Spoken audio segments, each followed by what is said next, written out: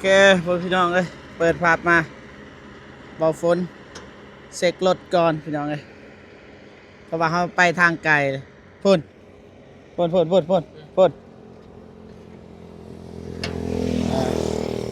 บ่ทึกนี่ตอนนี้แบนอ่านี่มันซึมเนาะซึมบ่ แมนสบายดีเด้อบ่ฝนเด้อสบายดีเด้อประตูเด้อเด้อ ปิดไฟเลยมันสิเปลืองไฟ เปิดไฟปิดไฟปะนั่นเลยแป้งก่อนจะสิแป้งเล่าให้เซ็กว่าเป็นให้แป้ง เอาเขาเสกก็เบิ่งเพลงก็แป้งไปเลย อ๋อ นี่รถ ความฟันของตูน ฟันเบาเจ็บแต่ว่าบ่สมหวัง เบิ่งน้ำเด้อที่มันเบิดอีหยังนั่นเลยโมเมนต์เพย์เด้อพี่น้องเลยแบบ เบิ่งซื่อนะ จอดมาเซ็กแล้วก็เพราะว่าเขาทำธุระนิดนึงแล้วก็เซ็กเบิ่ง จอด คนเพิ่นเบิ่ง คนนี้ประทันจอด เอาบุกล้าเปิดถึงมันยังหอนอยู่ มันใหม่อยู่กินใหม่ รู้สึกว่ากินใหม่นะ แม่นกินรถอันนี้บ่หรือว่าบ่แม่น กินใหม่ โอ้ตายแล้ว เขาแบบกินเบรกกันอย่างนะกินแบบกินยาง เอาปะนี่ยังเบิ่งตัวไหนบ่ฝน บ่ติเบิ่งซื่อบ่เป็นอีสัง บ่เป็นอีหยัง เกิดอะไรขึ้นกับรถเบาเจ็บพี่น้องเอ้ย จอดกลางทาง อย่าสิว่าจังซั่นแล้วมึงไปตกใจอีก จริงกับบ่ได้เป็นหยังนะพี่น้องเอ้ย จะเปิดตัวนี้แต่มันเปิดบ่ได้ มันฮ้อนเด้ย อันนั้นยังมาเปิดบ่ได้ ตอนฮ้อนเนี่ยเขาบ่ให้เปิด แม่นมัน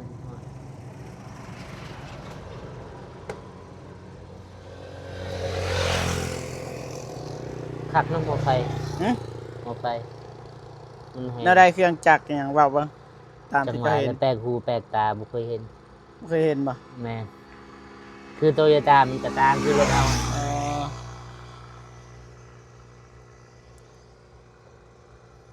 ดมโอ้ตื่น มันหอนรู้สึกว่าหอนแห้งตัวนี้ มันหอนอยู่นี่เนาะเครื่องจักร มันฮ้อนแน่นอนแล้วเครื่องจักรฮะ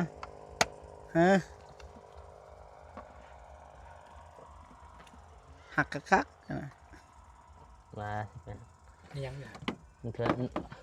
ลงมาเห็ดหังยัง มันยัง ตัวนี้ต้องรักษาอาทิศหนึ่งเท่านึง แม่นมันยัง สำคัญเลยกรองอากาศ มันกรองแบบขี้ฝุ่นนี่ยังมันมาติดอยู่นี่เลยมันเห็ดได้รถอืด มันก็ต้องรักษาจนตลอดเนาะ แม่นตลอดอาทิศหนึ่งเท่านึง แต่ไปนำบ่ฝนบ่เคยเห็นบ่ฝนแกะเนาะ แกะ ฮะ แกะ บ่เคยเห็นจักเทื่อ บ่แกะอยู่เฮือนเนี่ย เออ เขาแกะเองได้อันนักประ บอ มาก ณ ว่าถึก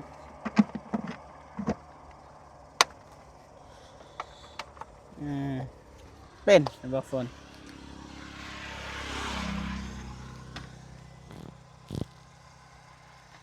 ในใดเครื่องจักร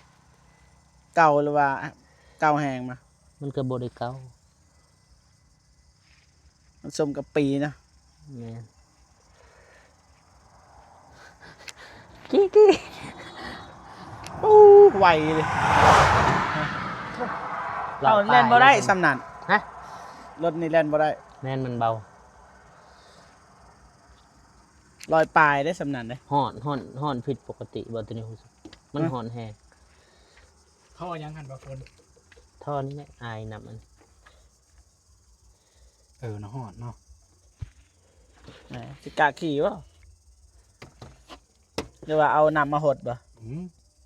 บ่ฮอดบุกมันบ่ปกติคันเขาขี่มันก็ฮ้อนตัวอย่าง ใช่มาหอนผิดปกติ หั่นแหละบ่ผู้เจ้าขี่ขยันดนนะผู้เจ้าขี่นะ เอาขี่แต่เช้าพุ่นแหละ นั่นหยังว่าก็เลยบ่ฮู้คันว่าขี่คราวเดียวแล้วมันฮ้อน แต่ว่าจอดตอนกินข้าวไอ้หยังนี่บ่ฝน ตัวนั้นวะอันนั้นใช่บ่ยังล่ะผิวบ่ยังเอิ้นผิว ตัวนี้เด้ ตัวใด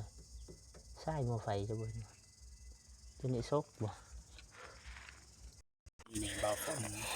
อันนี้ศกบ่มีแนบนะศกก็คือนะบอนนี่บ่จักมันดัง ทั้งหน้าบ่มีนะส่วนหลายมีแต่ทั้งหลัง รถมันบ่มีแนบมีแต่ซก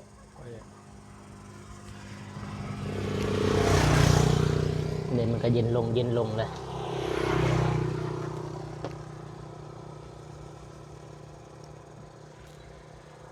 พอสมควรนะเด้เบิ่งรถเดิน เขาอยา ทาก ง เปิดหมอน้ำอันนี้นะมีอยู่บ่น้ำในหมอน้ำนี่คือบ่เห็นน้ บ่มีน้ำบ่ ำนี่ บ่ได้เติมน้ หรือว่าบ่แม่นตัวนี้นี่แม่หมอน้ำตัวนี้ ำเวสเตอร์ ปัดน้ำฝนปัดกระจก อ๋อแสดงว่าบ่ได้ใช้น้ำนี่ตายไปมีแต่ว่าไปเซ็กแถวจุนลายเนี่ย ไปเติมน้ำอยู่พุ่นเนาะ เดี๋ยว อันตรายเลยบ่มีน้ำคือสิบ่มีน้ำบ่ ใส่หม้อน้ นี่ แม่นบ่มาน้ำอันนี้เดี๋ยวกะเปิดนั้นมันหอนพยันมันกระเด็นสิ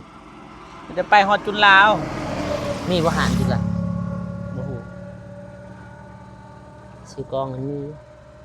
โอ้ขี่ฮอดใส่กองมันไก่เลย มันก็บ่หอนปานใดนะคนมันมี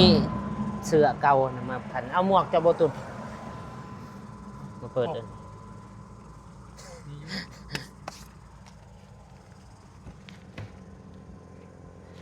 ตัวนี้มันบ่ให้เปิดเด้อเปิดเด้อ ให้เปิดตอนหอนเด้ ำเอ้า บ่ได้ ว่าบ่เปิดดอกถ้ารู้สึกคือบ่มีหนังเนาะ บ่มีนะตามเบิ่ง ว้าขับมาแต่ตัวนี้ ขับมาแต่ปากเซ อ๋อ บ่ ใน มี บ่ น้ำ มีหนัง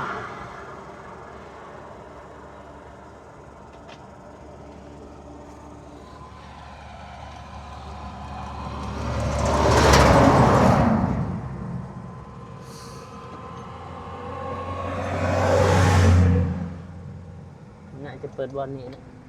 เต็มวันนี้เลย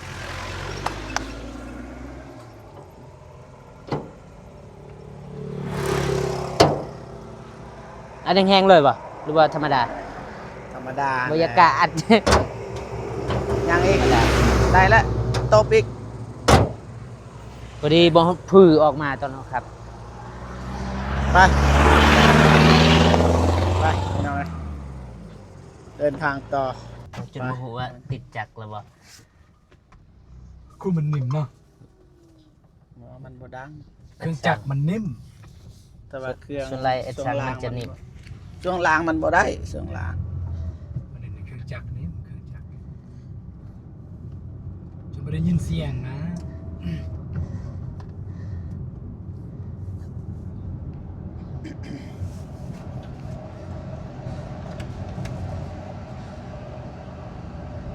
ไปพี่น้องเอ้ยไปเที่ยวมื้อนี้พี่น้อง ไปเที่ยวกันไหม ไม่ จะไปก็รีบไปติดลิขสิทธิ์รู้จัก ไป ไปกับอาตูนแล้วไม่สบาย บายบายบายบาย เดี๋ยวสิคนพาไปกินตับ ตับโอ้ หน้าตาตา พอแล้วพี่น้องเอ้ยเดินทางต่อเถอะ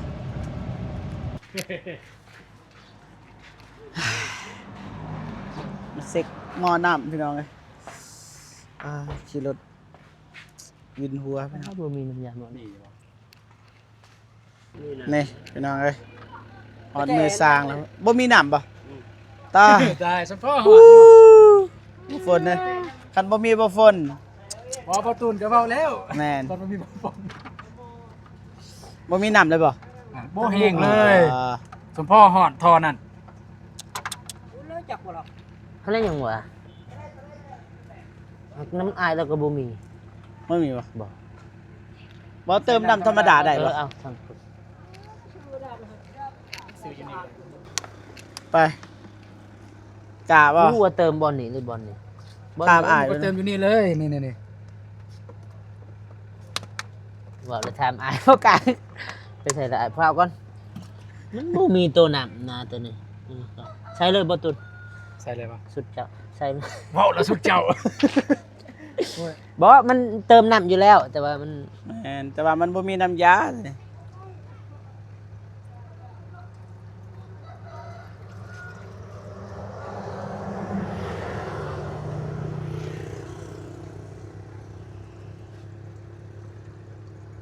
เขาไล่แต่นี่คนนะแต่ว่ามันบ่มีพอแล้วก็ดี ฮอตเครื่องได้นานปก เนื้ ติ อฮอนนี่ปกตินี่เขาให้ใส่สีเขียว ฮอตแล้วฮอตนั้นเลยหัน โอ้ สมพ่อเว้ย อยากลองเปิดตัวนี้นะกูอยากเปิดดู บ่เปิดก็ได้มันหอนเด้เขาบ่ให้เปิด แต่ว่าน้ำมันบ่มี เห็นบ่นี่เวลา เพิ่นว่านี่เวลาฮ้อนนี่ห้ามเปิดตอนฮ้อน แม่น เปิดตอนเย็น ไป คันเฮาเปิด ไบิ่ง ปุ๊บ อยู่พุ่น น้ำมั เนาะ นจะสะมา ไปหาเช็คอยู่พุ่นน้อยเนาะบ่เจ็บเนาะ ไปเบิ่งแถวหันใหญ่ๆเลยดีกว่าสร้างครับเบิ่ง อันตรายเลยบ่มีน้ำได้เลยรถ ได้อยู่อันนั้นน่ะคมเลย ปุญญาสดิบ บ่มีน้ำพี่น้องเลยไปเดินทางต่อ ยิ้มได้ให้จ กาแฟเลยพี่น้องเอ้ย แม่ถามสร้างก่อนอย่างนี้แหละ อันนี้ป่ะ แม่นหันนี่แหละแม่ถามเพิ่นเพิ่นก็ขี่รถใหญ่ เนาะถามเบิ่งเสียตุน นี่ น้ำมันอันนี้บ่ ลงไปเบิ่งสิหยุดคลิปก่อนเด้อ หยุดบ่ เพราะว่ามันมีกรอก พุ่นแรกให้อายเฮาบ่เคยใส่สร้าง ให้สร้างเพิ่น ทำไปสอบเองแล้ว เพิ่นไปเบิ่งก่อนว่า แต่ว่า ได้ เฮาใส่น้ำเลยเด้ เออ ส่วนหนึ่ง เอา มันบกวางยาบ่มีคนนำ แต่อย่าตกอย่าเอาตกเนาะ เอาโต๊ะ ใจเย็นๆอเมริกากระตอบ โป่งผักกระโป่งสิ อ่า วันไหนเติมดัง เปิดนะบ่ฝน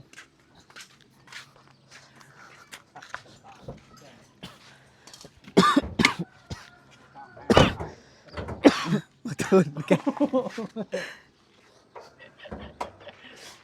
โอ้หอนอัน ฮอดเลยเนาะนี่ฮอดเลย มันบ่ใส่น้ำเลยมันบ่มีน้ำ บอกว่าหอยตัวดักแอะ เออ มันเลยสร้างมันเลยมีเศษตะหมดเลยฮอดดังแอ่เลยเจอ เดี๋ยวแอะหมอนเดี๋ยวต่อ ดูเด้อนะนี่ดอกแค่ใส่กับดัก มีแล้วนะมันยาตั้งบ่มีอยู่หั่น ไปกลางเลย พี่น้องเอ้ย แปลก มันยังฮอนเ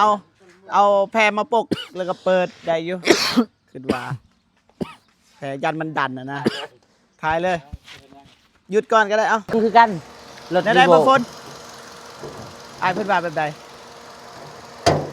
เอาญาตินั่นนะบ่เคยขับรถอันนี้บ่ บอก บ่เกี่ยวบ่ เยอะ อ๋อแสดงว่าบ่ได้ซื้อน้ำยาว นี่นะ มันมีหรือบ่ แม่ ไล่เลยมอสสิ แนวใดบ่ฝนอธิบายเบิ่ง นั่นแหละ แนวใด ว่าน้ำ อายเพิ่นว่า มีอยู่น้ำยา มีอยู่ เพราะว่าเฮาบ่กล้าเปิดได้บางยายังหอนอยู่ อ๋อ มีแผลเปิด พอดีอายเพิ่นเปิดเลยอายเพิ่นว่าปกติดี ยังเนาะ แม่ เป็นยังมันเป็นยัง อ๋อบ่ฝน เลยเข้มข้นหวานจัดเนี่ยหมอ ธรรมดาครึ่ง มันได้ยุ่งบ่ ไปพี่น้องเอ้ยฝนตกใจ เอาแล้วบ่ฮู้เนาะว่าฮอนผิดปกติแท้ๆปกติเพิ่นว่า ปกติ แบบนี่อันแหละ อ่า บ่มีหยังผิดปกติแบบพัดลมมันยังก็ปิ้นอยู่ใบพัดปิ้นน้ำมันก็เต็มน้ำยานะมันเป็นน้ำมันน้ำยาเต็มอยู่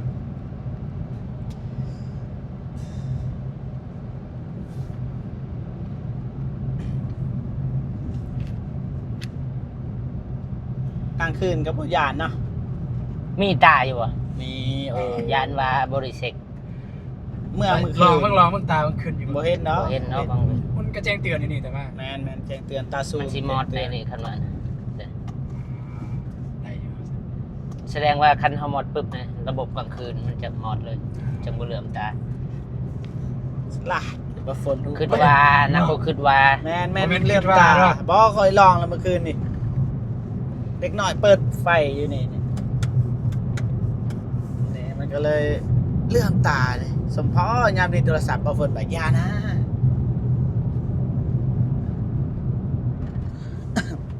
ไปเอาไง ฉะนั้นไอ้เตียงเราขับบัดเรามา พอดีเลย ติปืดมองติ เดี๋ยวสิโทรบอกให้ไอ้เตียงว่าน้องซื้อรถเด้อ โทรหาตอนนี้ว่า บ่แหละไปต่อพี่น้องเอ้ยเดี๋ยวสิไทยเป็นช็อตเอาว่าฮอตไซโทรพี่น้องเอ้ย เซกล่อง ฮอตแล้วนำใจวันที่1 กุมภามันยืนโคนับสมเสยวันสังตัง3,000ก็มาบานลาววันที่1 กุมภา1956บ่ทันครับนี่ฮอดทางนี่ ซีเลนซีเลน 5 6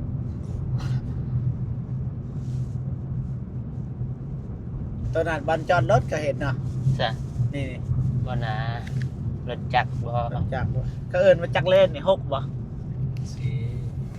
4บ่บ่ฝน จะมาเล่นใหญ่สุดเลย จะ4เลน เขายังไม่ทันได้แต้มอันนั้นสีเด้สีลายอันนั้นลายทาง อ๋อตัวนี้มันเป็นเพียงอันนั้นซื่อๆนะ ต้นเป็นอันนั้นใส่คอนกรีตซื้อ อ๋อนี่ไปเบิ่งรถอยู่นี่ก็มีเบิ่งให้บ่ตูนบ่ ค่ะเนาะทางเซกล่อง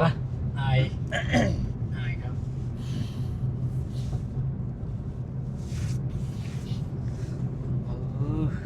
กลางคืนนี่แจ้งนะเพราะว่าเขาเฮ็ดใหม่ๆอยู่เนาะ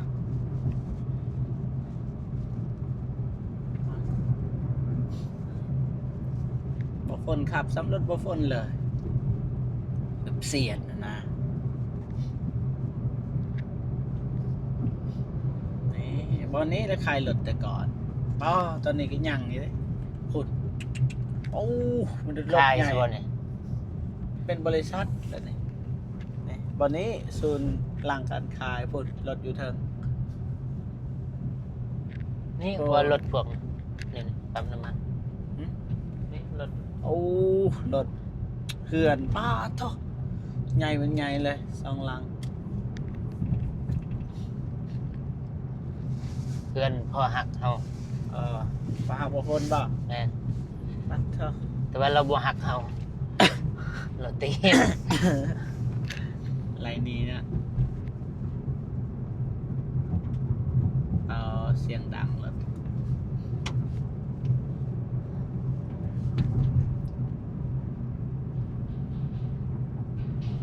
ไปหากินข้าวกินน้ำพี่น้องเลยเซกองแล้วมาเที่ยวพี่น้องเวลาซ้อนบ่เจ็บกับบ่แมนพี่น้องเลยบ่ฝนคนขับ นี่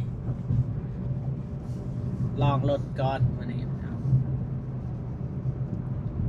บ่ตูนบ่ให้บ่เจ็บขับซ้ำเพิ่นว่าจ้า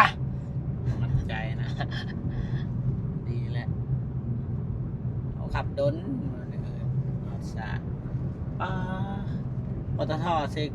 มีเซยเซกอง นี่คอยยังได้คือทางหลังของเขานี่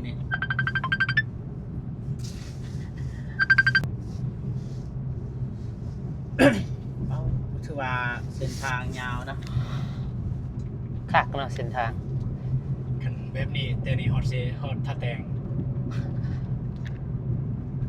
จะมาเซกองพัฒนาระดับหนึ่งแล้ว บ่แม่นระดับ1นะอันดับ1นะ ดับหนึ่งเลย บ่มีอยู่ใส่เด้คอนกรีตมันสิยาวกว่าอันนี้ก็ซูซี่เด้กับยูเซมาเนาะ ก็ต้องว่าคอนกรีตนะแบบกว้างซ้ำนี้นะตั้งแต่ในฮอตเซท่าแตง อ๋อสัมปักเซ่เลยแล้วนี่ทางนี้ไปใช้บ่ฝน ก็ไป ตักจึงมันบ่ แม่น ทึกจึง ไปครัวก็ถือไปทางนี้ก็ถือ ทางใดก็ถือบ่ แม่น ทางเข้าทางออกมันมีหลายได้รถใหม่กับไปเที่ยวเลยน้องนะ มือจอดไว้บ่มีน้ำมันเลยเบิดแล้วมื้อนี้ ขอ เบิดมา เบาฝนเบาตูนมาทันที นี่แหล่งท่องเที่ยวปู๊ ตะกี้เนี่ยมักอยู่นี่ ไปทางไหนนี่ 50 ปีแล้ว บ่ไปทางไหนนี่ บ่ฮู้ไปเลยเบาฝนขึ้นกับผู้ขับ อันนั้นเฮาสิไปไส แล้วแต่ผู้ขับ ไม่ว่าไปโรงเรียนชนเผ่าว่า ให้เขาเบิ่งบ่ ว่านะ เฮาเคยนะเคยเรียนแต่ว่าวันเสาร์อาทิตย์ก็บ่มีคนอยู่อะ คือไอ้วงเด้ไปทายโรงเรียนเคยเรียนตะกี้เห็นฮอดเด้ โอ้ 10 ปีที่แล้ว ว่าพัฒนาอะไรเส้นทางคน บ่พัฒนาจะได้ก็เบิ่งที่มาบริษัทมาลงเนาะ บ่เห็นบ่อยู่ดักจึงบ่เห็นอยู่บ่อยู่กันลืมเดี๋ยวคนกรีดได้มาจะใช้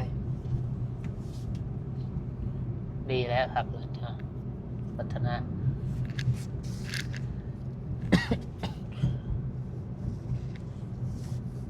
ไปพี่น้องเนาะมันยืดมันยาวกับว่ามีหยังหลาย คลุกคลึก นะ คลุกคลึกกัน มันเหยียบอันนี้ได้คอต่อคอนกรีตมันก็ดังรถเฮายังดังบอลเนี่ยท่านได้เหยียบแมงอันนี้ตึด โอเคพี่น้อง3 นาทีแล้วพี่น้องว่าเจ็บแต่จบคลิปก่อน ไปห้องหมอว่า จะได้กับขอบใจขอบคุณนะขอบคุณทุกท่านนะFC ทุกท่านเนาะที่เข้ามาเพิ่งมาชมนะให้กำลังใจเบาเจ็บพี่น้องเนาะจะได้กับขออวยพรให้พ่อคุณยายใจบุญทุกท่านจงมีแต่คนสุขภาพแข็งแรงขออายุมันคนยืนนะความเจ็บหวังขาดบ่มีปรารถนาสิ่งใดขอให้ได้สิ่งนั้นสาธุพอกันคลิปหน้าพี่น้องเนาะขอหัวภัยเสียบเด็ดต่อขอตูนบาฝนอย่าลืมเขาไปให้กำลังใจพี่น้องนะวันนี้ว่าเฮาเฮ็ดหยังไปใส่เนาะให้พี่น้องติดตามไปด้วยกันพี่น้องนะพอกันคลิปหน้าพี่น้องสำหรับคลิปนี้สบายดีเด้อพ่อพี่น้องเพิ่นสุขสุขคนกันบ่ฝนบ๊ายบาย บ๊ายบาย การ์ตูนบ๊ายบายพี่น้อง